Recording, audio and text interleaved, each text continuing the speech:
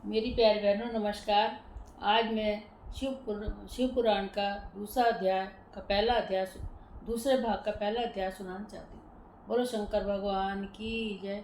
ओम नमः शिवाय, ओम नमः शिवाय, हर हर भोले नमः शिवाय।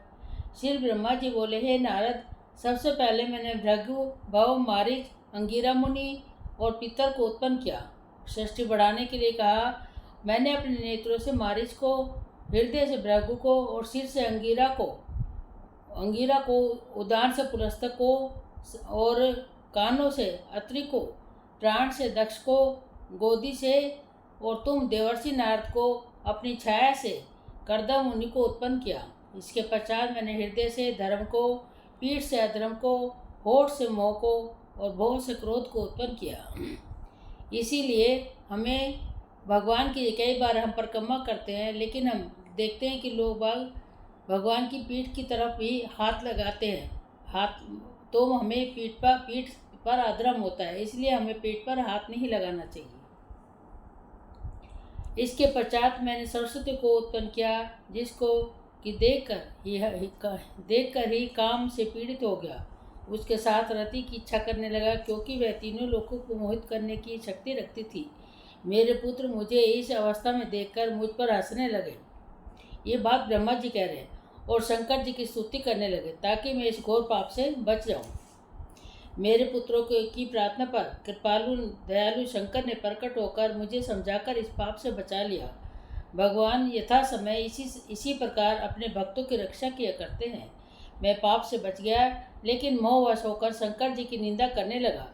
इसके पश्चात मैंने अपने मुख से संध्या नामक एक कन्या उत्पन्न की। उस कन्या के समान तीन लोक में कोई भी सुंदर नहीं था। उसके मस्तक पर काली घटा के समान बाल लहरा रहे थे। सुख की भांति नाक और कमल जैसे नयन, लाली हुए सुंदर व पतले पतले होठ, अनार के दांतों के समान सुंदर दांत, अनुपम ठोड़ी, तीन सुंदर रेखाओं वाला गला, नाना प्रकार से आभूषण पहने हुए, बाजूबंद तथा रतन जैसे अंगूठियाँ पहने हुए, पतली पतली अंगुलियाँ कदली समान और घुंघरों से युक्त चरण, गंभीर नाभि, पतली कमर, बल खाता हुआ पेट, चरण और चंद्रमा के समान मुखमंडल था। एक एक अंग उसका आकर्षक तथा मनोहर। गजगामिनी को देखकर मैंने अपने आप को संभाल न सका और मोहित हो गया तथा काम से पीड़ित होकर मैं उसकी ओर आकर्षित होने लगा। मैं बुद्धिहीन उसकी रूपरेखा पर मोहित होकर अपने अनेक प्रकार के विचार अपने मन में लेकर धीरे धीरे उसकी ओर बढ़ने लगा। इतने में एक विलक्षण रूप वाला पुरुष, जिसके बाल काले थे, स्थूल काय वाला, नीले तथा सुंदर वस्त्र पहने हुए आविर्भूत हो गया। उसके श्वास से सुगंधि निकल रही थी और वह परम श्रृंगारित था। ऐसा मेरा पुत्र दोनों हाथ जोड़कर तथा सिर झुकाकर मेरे सम्मुख खड़ा हो गया। उसने मुझसे पूछा, हे प्रभु, मुझे मेरा नाम और काम बताइए। उस सुंदर पुरुष की बात सुनकर मेरे आश्चर्य की सीमा न रही। मैंने कहा, बस मैं तुम्हारा नाम मनमथ रखता हूँ। इसके अतिरिक्त मथन, काम, मदन इत्यादि भी तुम्हारे नाम हैं। तुम अपने बाणों और सौंदर्य के द्वारा सबको बस में कर सकोगे। तुम लोगों में आश्चर्य, सदैव सुख और लक्ष्य का नित्य ही प्राणियों में मद उत्पन्न हुआ करोगे और तुम इस प्रकार के सृष्टि के आवर्तक बनो। इस प्रकार का वर देकर मैंने उसका सम्मान बढ़ाया, अहंकार में भरकर अपने सिंहासन बैठ गया और अपने सभी पुत्रों से कहा, देखो, कामदेव का पद सबसे ऊंचा है। मेरी बात सुनकर काम ने धनुष और बाण चढ़ाया कि उसकी सभी बुद्धि नष्ट हो गई। धनुष का कान तक खींचकर ये विचार करने लगा कि पितामह के वरदान की परीक्षा करनी चाहिए। इस प्रकार सोचकर उसने मोहन नाम का बाण मुझ पर छोड़ दिया। साथ ही साथ उसने हर्षण, रोचन और शोषण बाण, इन 5 बाणों को मुनियों पर चला दिया। संध्या पर इन बाणों का कोई प्रभाव नहीं पड़ा। यह देखकर कामदेव ने उस पर भी अपना एक बाण छोड़ा, जिससे संध्या में भी विकार आ गया। वह भी काम के वश हो गई। उसके शरीर में रोमांच होने लगा, जवाइयाँ आने लगी और 64 कलाओं का प्रयोग करके वह अपने अंगों को संचालित करने लगी। हमारे मन में भी विकार उत्पन्न हो चुका था। एक प्रजापति ने भी उसकी इच्छा की। मारीच, अत्रि और दक्ष आदि सब महर्षि इंद्रियों को विकार के उत्पन्न हो गए। हम सबको काम से पीड़ित देखकर कामदेव को अपने कर्म तथा बाणों में विश्वास हो गया। बोलो शंकर भगवान की जय। ओम नमः शिवाय, ओम नमः शिवाय, हर हर बोले नमः शिवाय। दूसरा अध्याय। श्री ब्रह्मा जी बोले, नारद जी, हम पिता पुत्रों की संध्या पर बुरी तरह से मोहित देकर सत्य और धर्म बड़े घबराए, और वे धर्म रक्षक भगवान श्री सदाशिव मुझे देखकर हंसे और मुझको लज्जित करते हुए बोले, ब्राह्मण, तुम्हें अपनी पुत्री को देखकर काम कैसे प्रकट हो गया? यह वेद मार्ग पर चलने वालों को उचित नहीं। क्या ये महापाप नहीं है? पुत्रों, तो पुत्र की बहू माता के साथ भोग करने वाला घोर नरक में डाला जाता है। खेद है कि तुम वेद पाठी होकर इस बात को भूल गए और लज्जा को त्याग कर अपना धर्म नष्ट कर दिया। मैंने और भी बहुत से कामी पुरुष देखे हैं, मगर तुम तो सबसे बढ़कर हो गए हो। तुम्हारे वेद पाठी और ज्ञानी होने पर 1000 बार धिक्कार है। नारद जी, मुझे इस प्रकार धिक्कारने के पश्चात शंकर भगवान मेरे पुत्रों की ओर आकर्षित हुए और बोले, अरे तुम जैसे एकांत योगियों को चित्त कैसे मलिन हो गया है? जिनके चित्त को स्त्रियां हर लेती है, उनसे भला सत्संग की आशा कैसे की जा सकती है? हे वेद पाठी धर्माज्ञ ऋषियों, तुम इस प्रकार कामी पुरुष को तो सदा धिक्कारने के योग्य होता है। खेद है कि ब्रह्मा के पुत्र होकर तुमने इस प्रकार के बुरे काम को अपनाया। तुम लोगों को बार बार धिक्कार है। नारद जी, भगवान शंकर जी के उन शब्दों से मेरा बड़ा बुरा हाल हुआ। मारे भय और लज्जा के मेरे शरीर से पसीना चूने लगा। मेरे जो विकार उत्पन्न हुआ वह भगवान शंकर की बातों में जाता रहा। मेरे शरीर से पसीना चुआ, उससे 64,000 अगणित पितृगण उत्पन्न हुए और 86,000 पितृ वैसद हुए। दक्ष के शरीर से जो पसीना गिरा, उससे एक सुंदर कामनी उत्पन्न हुई, जिसको आज संसार रति के नाम से जानता है। उसका देखकर क्रतु आदि भी संकलित हो गया। उनसे जो वीर्य भूमि पर गिरा, उससे अन्य पितरों की उत्पत्ति हुई। इतने में तो भगवान शंकर जी अंतर ध्यान हो गए और मैंने क्रोध भरे दृष्टि से देखा और उसको शाप देना चाहा। मुझे शाप देने के लिए तैयार देखकर सारे पितरों ने मुझे समझाया और शाप देने से रोका, परंतु मेरे क्रोध के मारे बुरा हाल था। मैंने उसे कहा, मूर्ख, तूने अपने पिता के साथ ही बुरा बर्ताव किया, अतः जैसे तूने किया वैसा ही तू भोगेगा। तूने शंकर जी के सामने मुझे लज्जित किया है, अतः मैं तुझको शाप देता हूँ कि तू कामदेव के बाणों से भस्म हो, तभी मुझे सुख मिलेगा। यह सुनकर कामदेव बुरी तरह से कांपने लगा। सारा घर चूर चूर हो गया और हाथ जोड़कर कहने लगा, भगवान, आप तो न्याय का अनुसरण करने वाले, तब फिर आप मुझे शाप क्यों दे दिया? आपने कहा था श्री ब्रह्मा जी, श्री विष्णु और शंकर जी सभी तुम्हारे वश में होंगे। जो कुछ आपने कहा था मैंने तो उसकी परीक्षा करने के लिए किया था। हे जगत पिता, मेरा कोई दोष नहीं है, अतः आप मुझे शाप मुक्त कर देवे। श्री ब्रह्मा जी बोले, हे नारद, कामदेव ने जब इस प्रकार नरम होकर मेरी स्तुति की तो मैंने कहा, मेरा शाप तो झूठा नहीं हो सकता, अतः जब शंकर जी अपना विवाह करेंगे तब तुम्हारा दोबारा जन्म होगा।